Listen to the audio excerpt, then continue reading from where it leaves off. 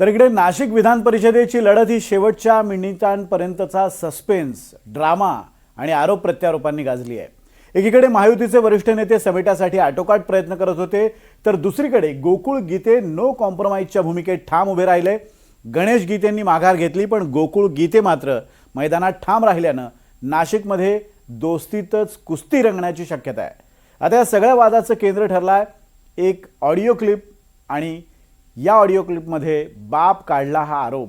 तर नेमकं काय घडलंय नाशिकमध्ये आणि कोण आहेत गोकुळ गीते, पाहूयात या स्पेशल रिपोर्टमधून।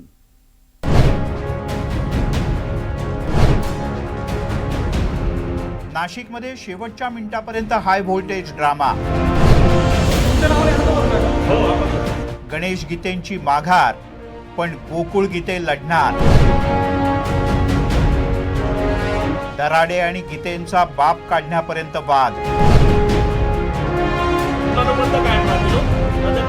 बाप काढला म्हणून गोकुळ गीते नडला। गिरीश महाजन, रवींद्र चव्हाण आणि दादा भुसे महायुतीच्या या तीनही नेत्यांनी नाशिकमध्ये महायुतीचा धर्म पाळण्यासाठी आटोकाट प्रयत्न केले, पण गोकुळ गीते यांनी सगळ्यांनाच धक्का देत आपली उमेदवारी कायम ठेवली। उमेदवारी अर्ज मागे घेण्याच्या शेवटच्या मिनिटापर्यंत सस्पेन्स सुरूच होता। गोकुळ गीते उमेदवारी अर्ज मागे घेण्यासाठी हजर होणार का याकडे सगळ्यांच्या नजरा होत्या। भाजपच्या बंडखोरीमुळे शिवसेना नेत्यांची चांगलीच डोकेदुखी वाढली। गणेश गीते यांनी दुपारी 2:30 वाजण्याच्या सुमारास निवडणुकीतून माघार घेतली, मात्र गोकुळ गीते माघार घेण्याच्या मनस्थितीत नव्हते। शिवसेना नेत्यांच्या पोरानं माझा बाप काढला, त्यासाठी मी माघार घेणार नाही असा आक्रमक पवित्रा गोकुळ गीते यांनी घेतला। त्यांना माघार घ्यायला लावली होती आणि आम्ही गिरीश भाऊंना बी शब्द दिला, देवेंद्रजींना शब्द दिला होता, पण आणि गोकुळ गीतेंचं आणि कुणाल दराडेंचं काहीतरी रेकॉर्डिंग कुठेतरी व्हॉट्सअपला झाली गोकुळ गीतेंना काय बी, कारण गोकुळच्या मिसेसचा फोन येतो 2 मिनिटं। हे उज्ज्वला काय झालं ग? सकाळी गिरीश भाऊंचा फोन आला होता, तर आपलं ठरलं होतं की माघार घ्यायची, डन झाला होता विषय। पण जर आपला कोणी बाप काढत असेल तर आपण माघार घेऊ शकत नाही। बरं, गोकुळचा माझा संपर्क झाला, गोकुळ कुठे आहे आता? नाही, आता कुठे माहित नाही, पण ते आमचं सकाळी ठरलेलं होतं, गिरीश भाऊंचं बोलणं झालं की माघार घेऊन टाक गोकुळ तू, तर ठरलं होतं, डन झालं की आपण माघार घेऊ।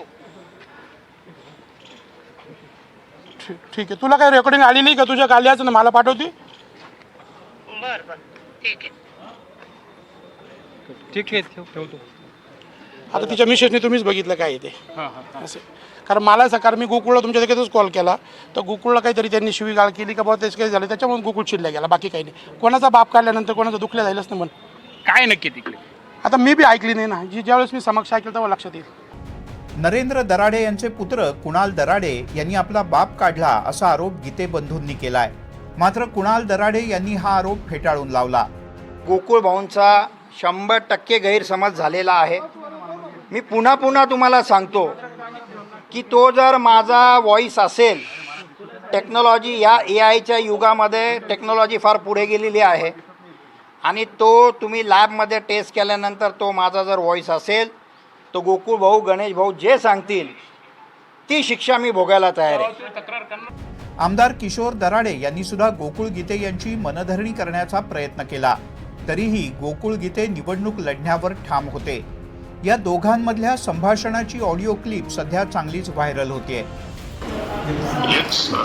म्हटलं का मला पक्ष नक्की होता, मला पक्ष बोलते लोक पक्ष भाऊ, तुम्हाला एकदम मोकळं सांगू, हे बघा, आपण काय लांबचे नाही, एकमेकांचे नातेवाईक आहे, पण तुमच्या घरात एक आमदारकी आहे।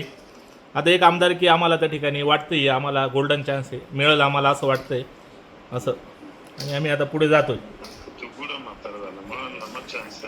मी म्हातारा नाही झालो, पण ही निवडणूक 6 वर्षांनी येते। ऑलरेडी मागच्या 1.5 वर्षापूर्वीच आमची एक संधी गेली आहे, आणि ही संधी परत येणार नाही। मी बघा, मी काय सांगितलं किशोर भाऊ, एकदम सोप्या भाषेत सांगितलं, तुमच्या घरात एक आमदारकी आहे, पूर्वी 2 होत्या, आता तुमच्या रूपाने एक आमदार आहे, अजून तुमचा 4.5 वर्षाचा कालावधी त्या ठिकाणी बाकी आहे। उलट तुम्ही मनाचा मोठेपणा दाखवला तर एक आमदारकी समाजात निफाड तालुक्यात येऊन जाईल। अहो, तुमच्याकडे आहे, आम्हाला भेटणार आहे तर आता देऊन टाका। उलट आम्ही फ्रेम करू का दराड्यांच्या मोठेपणामुळे आम्हाला भेटली। हां, मग आम्ही कुठे, आम्ही पक्षावर नाराजच नाही, आम्ही अपक्ष जातोय ना, आम्ही कुठे काही भूमिका आमच्या काय असं काही नाही। आता आम्ही काय म्हटलं असतं, जागा वाटवामध्ये ती जागा होती. भाऊ मी तुमच्या पुढं बोलू शकत नाही. तुम्हाला माहिती आहे तुम्ही मोठे आहात माझ्यापेक्षा, पण तुम्ही पण थोड्या भावाने समजून घ्या का आम्हाला पण त्या ठिकाणी चान्स मिळाला पाहिजे. कुठेतरी आमच्या मागे पण कार्यकर्ते समर्थक आहे, त्यांचे पण कामं करायचे. जेवढा तुमचा व्याप आहे तेवढा आमचा आहे. तुम्ही बघता गणेश भाऊंची कामाची शैली बघता, माझी बघता. आम्हाला वाटतं ही संधी आम्हाला मिळाली पाहिजे. नाशिकमध्ये गीते बंधूंच्यामुळे महायुतीची दोस्तीत कुस्ती झाली आहे. जागा वाटपात नाशिकची जागा मिळवण्यासाठी शिंदेंनी पूर्ण ताकद लावली होती. मात्र जागा पदरात पडून सुद्धा गीते बंधूंनी शिवसेनेला आव्हान दिलंय. गणेश गीते यांनी माघार घेतली असली तरी गोकुळ गीते यांच्या उमेदवारीमुळे संपूर्ण राज्याचं लक्ष आता नाशिककडे असेल. दरम्यान विरोधकांसह भाजपमधल्या वरिष्ठ नेत्यांना अंगावर घेणारे गोकुळ गीते आहेत तरी कोण, यावर एक नजर टाकूयात. गोकुळ गीते हे नाशिकचे स्थायी समितीचे माजी सभापती गणेश गीते यांचे भाऊ आहेत. गणेश गीते यांच्या संपूर्ण राजकीय वाटचालीत गोकुळ गीते यांचा पडद्यामागून मोठा हातभार आहे. नुकत्याच पार पडलेल्या विधानसभा निवडणुकीत गणेश गीते यांनी शरद पवार गटाकडून निवडणूक लढवली होती. गोकुळ गीते हे पिंपळगाव बाजार समितीत सलग 2 वेळेला संचालक म्हणून निवडून गेलेत. तर सध्या त्यांची सायखेडा गटातून जिल्हा परिषदेच्या निवडणुकीची पूर्वतयारी सुरू आहे. स्थानिक पातळीवर त्यांची मोठी ताकद असल्याचं मानलं जातं. ठीक आहे, आता बंडखोरी आहे, पण उद्या परवा आम्ही त्या ठिकाणी सगळं कॉम्प्रोमाइज करू. जाहीर माघार आमच्या लोकांनी ज्या ज्या ठिकाणी बंडखोरी केली आहे त्यांना घ्यायला लावू. नाही झाली तरी पण त्या ठिकाणी आमची मतदान संख्या 80% आहे.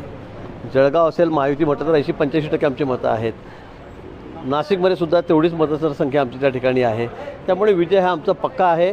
विक्रमी मतांनी आमच्या दोन्ही सीट आणि राज्यामध्ये 6 जागा बिनविरोध झालेल्या आहेत. 11 ठिकाणी निवडणुका आहेत. मला वाटतं 17च्या 17 जागा म्हणजे राहिलेल्या 11 जागा आणि या 17च्या 17 जागा आम्ही त्या ठिकाणी निवडून येऊ.